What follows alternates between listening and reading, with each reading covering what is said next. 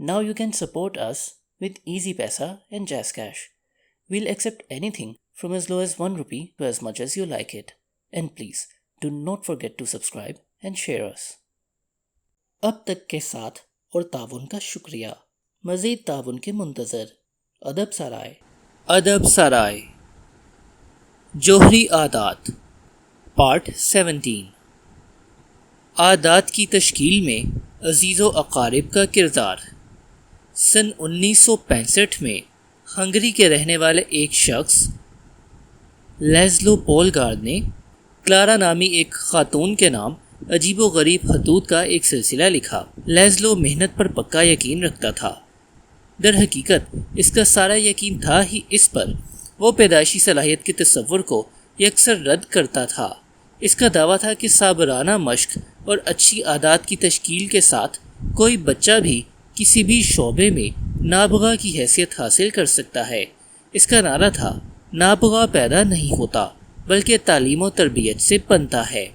इस ख्याल पर लेज़लो का यकीन इतना पुख्ता था कि वो इसे अपने बच्चों पर आजमाना चाहता था, और वो क्लारा को खतूत इसलिए लिख रहा था क्योंकि इसे एक ऐसी बीवी की ज़रूरत थी जो इसमें इसका साथ देने पर तैयार हो। क्लारा एक टीचर थी और अगरचा शायद वो लेज़लो जितनी पक्के अकीदे वाली नहीं थी, मगर इसका यकीन भी यही था कि मुनासिब तालीम के साथ कोई भी अपने हुनर को बढ़ावा दे सकता है। लेज़लो ने फैसला किया कि तजर्बात के लिए शतरंज एक मौजू शोबा होगा, और इसने अपने बच्चों को शतरंज के गैर मामूली खिलाड़ी बनाने के लिए मंसूबा तैयार किया। बच्चों को तालीम घर पर दी जाएगी। इस वक्त हंगरी में ऐसा बहुत कम होता था। घर को शतरंज के हवाले से किताबों और शतरंज के मशहूर खिलाड़ियों की तस्वीर से भर दिया जाएगा। बच्चे मुसलसल एक दूसरे के साथ खेलेंगे और बेहतरीन दस्तयाब टूर्नामेंट्स में शिरकत करेंगे। घर वाले मिलकर हर बच्चे के सामने आने वाले मद्दे मुकाबल की टूर्नामेंट हिस्ट्री का मुकम्मल रिकॉर्ड तैयार करेंगे। इनकी ज़िंदगियाँ शतरंज के लिए वक्फ होंगी। लेज़लो क्लारा से शादी करने में कामयाब रहा और चंद सालों में वो 3 बच्चियों के बाप बन गए, सूजन, सोफिया और जूडिथ। सबसे बड़ी बेटी सूजन ने 4 साल की उम्र में शतरंज खेलना शुरू कर दिया। 6 माह के अंदर अंदर वो बालिगों को हराने के काबिल हो गई। मंझली बेटी सोफिया इससे भी बढ़कर निकली। 14 साल की उम्र में वो आलमी चैम्पियन बन गई और इसके चंद साल बाद इसे ग्रैंड मास्टर का रुतबा मिल गया। सबसे छोटी बेटी जूडिथ सबसे बेहतर साबित हुई। 5 साल की उम्र में वो अपने बाप को हराने लगी। 12 साल की उम्र में दुनिया के 100 बेहतरीन शातिरों के फहरिस्त में शामिल होने वाली कम उम्र तरीन शातिर बन गई। 15 साल और 4 माह की उम्र में वो तारीख की सबसे कम उम्र ग्रैंड मास्टर बन गई। ये रिकॉर्ड इससे पहले बेबी फिशर मशहूर अमरीकी शातिर के पास था। 27 साल तक वो दुनिया की नंबर 1 खातून शातिर बनी रही। नरम अल्फाज भी इस्तेमाल किए जाएं तो कहा जाएगा कि पोलगर बहनों का बचपन गैर मामूली था, और इसके बावजूद अगर इनसे इस बारे में पूछा जाता तो वो कहती कि इनका तर्ज हयात पुरकशिश मगर लुत्फ़ अंगेज़ भी था। इंटरव्यूज़ में ये बहनें अपने बचपन को मुशक्क़त आमेज़ होने की बजाय लुत्फ़ आमेज़ करार देती हैं। शतरंज खेलना इन्हें बहुत पसंद था। इससे इनका जी ही नहीं भरता था। कहा जाता था कि एक मर्तबा लेज़लो ने सोफिया को आधी रात के वक्त बाथरूम में शतरंज खेलते हुए पाया। इसे सोने की तलकीन करते हुए इसने कहा, सोफिया मोहरों का पीछा छोड़ दो, पर इसने इस पर जवाब दिया, डैडी ये मेरा पीछा नहीं छोड़ते। पोलगर बहनें एक ऐसी सकाफत में परवान चढ़ीं जहाँ शतरंज को हर चीज़ पर तरजीह दी जाती थी। शतरंज खेलने पर इनकी तारीफ होती थी, इन्हें इनाम दिया जाता था।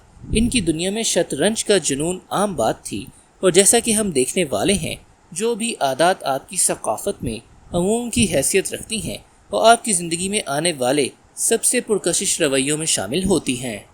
समाजी रिवायात की दिल फरेब कशिश। इंसान की सरिश्त रेवड़ के जानवर की है। हम अपनी जगह बनाना चाहते हैं, दूसरों के साथ ताल्लुक़ इस्तवार करना चाहते हैं और अपने हम चश्मों से इज़्ज़त और पसंदीदगी हासिल करना चाहते हैं। ऐसे मेलानात हमारी बक़ा में बुनियादी किरदार अदा करते हैं। इर्तिक़ा की ज़्यादातर तारीख़ के दौरान हमें अपने आबाओ अजदाद क़बाइल की शक्ल में रहते हुए नज़र आते हैं। कबीले से अलग होना, ये इससे बदतर सूरत ये कि कबीले से निकाल दिया जाना सज़ाए मौत पाने के मुतरादिफ होता था। तन्हा भेड़िया मर जाता है, لیکن غول زندہ رہتا ہے۔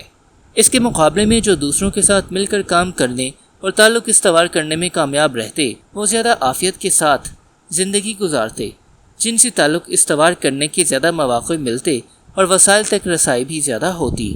جیسے کہ چارلس ڈارون نے نوٹ کیا تھا، بنی نوع انسان کی طویل تاریخ میں وہی غالب رہے ہیں جنہوں نے سب سے زیادہ مؤثر انداز میں مل کر کام کرنا اور برجستہ کام کرنا سیکھ لیا۔ نتیجتاً انسان کی شدید ترین خواہشات میں سے ایک تعلق رکھنا ہے، اور یہ قدیم ترجیح ہمارے جدید رویے پر بہت گہرا اثر مرتب کرتی ہے۔ اپنی اولین عادات کو ہم منتخب نہیں کرتے بلکہ ان کی نقالی کرتے ہیں۔ ہم اس اسکرپٹ کے مطابق چلتے ہیں جو ہمارے گھر والوں اور دوستوں، ہمارے چرچ یا اسکول، ہماری مقامی کمیونٹی اور بالعموم معاشرے کی طرف سے ملتا ہے۔ یہ تمام ثقافتیں اور گروہ اپنے ساتھ اپنی توقعات اور معیارات لے کر آتے ہیں۔ شادی کب اور کہاں کی جائے، بچے کتنے پیدا کیے جائیں، کون سے تہوار منائے جائیں، اپنے بچے کی سالگرہ پر کتنی رقم خرچ کی جائے، کئی اعتبارات سے یہ سماجی روایات ایسے غیر مرئی اصول ہوتے ہیں جن کی بنا پر ہمارا روزمرہ کے رویوں کا تعین ہوتا ہے۔ آپ ہمیشہ انہیں ذہن میں رکھتے ہیں، چاہے یہ شعوری سطح پر بہت زیادہ نمایاں نہ ہو۔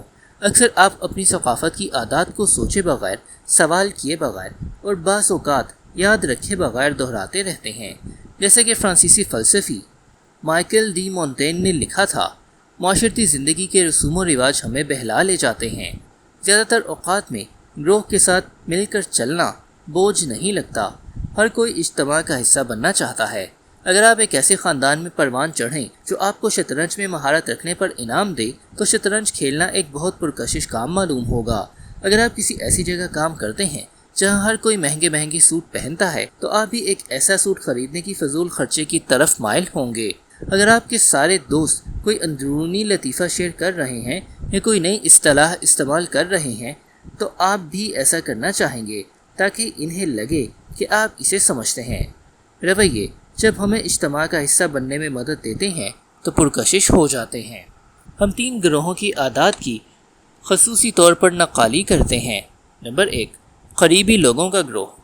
نمبر 2، اکثریتی گروہ۔ نمبر 3، طاقتور یا حسب اختیار افراد کا گروہ۔ ہر گروہ رویے کی تبدیلی کے دوسرے قانون سے فائدہ اٹھانے اور ہماری عادات کو زیادہ پرکشش بنانے کا موقع فراہم کرتا ہے۔ نمبر 1، قریبی لوگوں کی نقالی کرنا۔ قربت ہمارے رویے پر گہرا اثر ڈالتی ہے۔ یہ طبعی ماحول کے حوالے سے درست ہے، جیسا کہ ہم نے باب 6 میں بات کی، لیکن یہ سماجی ماحول کے حوالے سے بھی درست ہے۔ ہم اپنے آس پاس کے لوگوں سے عادات لیتے ہیں۔ ہمارے والدین بحث مباحثے کو کس طرح ہینڈل کرتے ہیں، ہمارے ہم چشم ایک دوسرے کے ساتھ جیسے فلرٹ کرتے ہیں، ہمارے رفقاء کار جس انداز میں نتائج حاصل کرتے ہیں، ہم ان سب کی نقالی کرتے ہیں۔ آپ کے دوست چرس پیتے ہوں تو آپ بھی اس کا تجربہ کر کے دیکھیں گے۔ اگر آپ کی بیوی سونے سے پہلے دروازے کا قفل 2 مرتبہ چیک کرتی ہو تو آپ بھی ایسا کرنے لگیں گے۔ میں نے دیکھا ہے کہ میں اکثر اپنے آس پاس کے لوگوں کے رویے کی نقالی کرنے لگتا ہوں اور مجھے احساس بھی نہیں ہوتا۔ گفتگو کے دوران میں خود بخود مد مقابل کے کھڑے ہونے یا بیٹھنے کے انداز اپنا لیتا ہوں۔ کالج کے دنوں میں میں نے اپنے کمرے میں شریک ساتھیوں کی طرح سے بات کرنا شروع کر دیا تھا۔ دوسرے ممالک کے سفر کے دوران میں غیر شعوری طور پر مقامی بولی کا لہجہ اپنا لیتا ہوں، حالانکہ خود کو ایسا نہ کرنے کی تلقین بھی کرتا رہتا ہوں۔ عمومی اصول یہ ہے کہ ہم کسی کے جتنا زیادہ نزدیک ہوں گے اس کی عادات کی نقالی کرنے کے امکانات اتنے ہی قوی ہوں گے۔ نئی راہیں کھولنے والے ایک مطالعے میں 12,000 افراد کو 32 سال تک زیر نگرانی رکھنے کے بعد دریافت کیا گیا کہ اکثر کسی فرد کا کوئی دوست موٹا ہو تو اس کے اپنے موٹے ہونے کے امکانات میں 57% اضافہ ہو جاتا ہے۔ یہ انکشافات دوسرے رخ سے بھی درست ہے۔ ایک اور مطالعے سے معلوم ہوا کہ اگر کسی تعلق میں ایک فریق اپنا وزن گھٹا لے تو 33% امکانات ہیں کہ دوسرا فریق بھی وزن گھٹا لے۔ ہمارے عزیز و اقارب ہم چشمی کا ایک غیر مرئی دباؤ ڈالتے ہیں جو ہمیں ان کی سمت کھینچتا ہے۔ یہ بھی درست ہے کہ ہم چشموں کا دباؤ صرف اس وقت برابر ثابت ہوتا ہے جب آپ منفی اثرات میں گھرے ہوں۔ خلا باز مائک میسی مینو جب MIT میں پڑھ رہا تھا تو اس نے روبوٹکس کی ایک مختصر سی کلاس میں شرکت کی۔ کلاس میں شامل 10 افراد میں سے 4 خلا باز بن گئے۔ اگر آپ کا ہدف خلا نوردی تھا تو اس کمرے کا ماحول آپ کے لیے بہترین تھا۔ اسی طرح ایک مطالعے سے پتہ چلا کہ آپ کے بہترین دوست کا IQ 11-12 سال کی عمر میں جتنا بلند ہوگا، فطری ذہانت کے لیول کو مد نظر رکھتے ہوئے بھی 15 سال میں آپ کا IQ بھی اسی نسبت سے بلند ہو جائے گا۔ ہم اپنے گرد و پیش کے لوگوں کے خواص اور طور طریقے جذب کرتے ہیں۔ بہتر عادات تشکیل دینے کے مؤثر ترین طریقوں میں سے ایک یہ ہے کہ کسی ایسے ماحول کا حصہ بن جائیے جہاں آپ کا مطلوبی رویہ عمومی رویے کی حیثیت رکھتا ہو۔ نئی عادتیں اختیار کرنا اس وقت بہت آسان ہو جاتا ہے جب آپ دوسروں کو انہیں ہر روز دہراتے ہوئے دیکھتے ہیں۔ اگر آپ جسمانی طور پر فٹ لوگوں میں گھرے رہتے ہیں تو ورزش کو ایک مشترکہ عادت کے طور پر اپنانا آسان ہو جائے گا۔ اگر آپ جیز میوزک سے محبت رکھنے والوں میں گھرے رہتے ہیں تو ہر صورت یہی میوزک بجانا آپ کو بہت معقول لگے گا۔ آپ کا کلچر نارمل باتوں کے حوالے سے آپ کی توقعات کا تعین کرتا ہے۔ ایسے لوگوں میں شامل ہو جائیے جن میں وہ عادتیں موجود ہیں جو کہ آپ اپنانا چاہتے ہیں۔ آپ سب ایک ساتھ بلندی کی طرف گامزن ہوں گے۔ اپنی عادات کو مزید پرکشش بنانے کے لیے آپ اس حکمت عملی کو ایک قدم آگے لے جا سکتے ہیں۔ ایسے ماحول کا حصہ بنے جہاں نمبر 1 آپ کا مطلوبی رویہ عمومی رویہ ہو، اور نمبر 2 آپ میں پہلے سے کوئی ایسی بات ہو جو اس گروہ میں بھی پائی جاتی ہو۔ نیو یارک سٹی کا ایک کارجو اسٹیو کیمپ نرڈ فٹنس نامی ایک کمپنی چلاتا ہے جو وزن گھٹانے، قوت بڑھانے اور صحت مند ہونے میں ایسے لوگوں کی مدد کرتی ہے جو ایک چیز کے پیچھے پاگل ہوتے ہیں، معاشرے میں فٹ نہیں ہو پاتے یا دوسروں سے مختلف ہوتے ہیں۔ اس کے کلائنٹس میں ویڈیو گیمز کے شائق، فلموں کے شائق اور ایسے عام آدمی شامل ہیں جو جسمانی فٹنس حاصل کرنا چاہتے ہیں۔ بہت سے لوگ جب پہلی دفعہ ورزش گاہ میں جاتے ہیں یا اپنے کھانے پینے کے معمولات تبدیل کرنے کی کوشش کرتے ہیں تو بہت اجنبی سا محسوس کرتے ہیں، لیکن اگر آپ پہلے سے ہی کسی انداز میں گروہ کے لوگوں سے مماثلت رکھتے ہیں، مثلا یہ کہ آپ سب سٹار وارز کے مداح ہیں، تو تبدیلی کی کشش میں اضافہ ہو جاتا ہے، کیونکہ یہ ایسا کام معلوم ہوتا ہے جو کہ آپ جیسے لوگ پہلے ہی کر رہے ہیں۔ قبیلے کا حصہ ہونا تحریک و ترغیب کو قائم رکھنے میں سب سے زیادہ مؤثر کردار ادا کرتا ہے۔ اس کی بدولت ایک انفرادی جستجو اجتماعی بن جاتی ہے۔ پہلے آپ اکیلے تھے، آپ کی شناخت منفرد تھی، آپ مطالعے کے شائق ہیں، آپ موسیقار ہیں، آپ ایتھلیٹ ہیں۔ جب آپ کسی بک کلب یا بینڈ یا سائیکل گروپ کا حصہ بن جاتے ہیں تو آپ کی شناخت آس پاس کے لوگوں سے منسلک ہو جاتی ہے۔ بڑھوتری اور تبدیلی ایک انفرادی کوشش نہیں رہتی۔ ہم مطالعے کے شائقین ہیں، ہم موسیقار ہیں، ہم سائیکلسٹ ہیں۔ مشترکہ شناخت آپ کی انفرادی شناخت کو تقویت پہنچانے لگتی ہے۔ یہی وجہ ہے کہ ہدف حاصل کرنے کے بعد بھی گروہ کا حصہ بنے رہنا عادات کو برقرار رکھنے میں نہایت اہم کردار ادا کرتا ہے۔ دوستی اور شراکت کی بدولت نئی پہچان کی جڑیں مضبوط ہوتی ہیں اور اپنے رویے کو طویل مدتی دورانیے میں برقرار رکھنے میں مدد ملتی ہے۔ ادب سرائے۔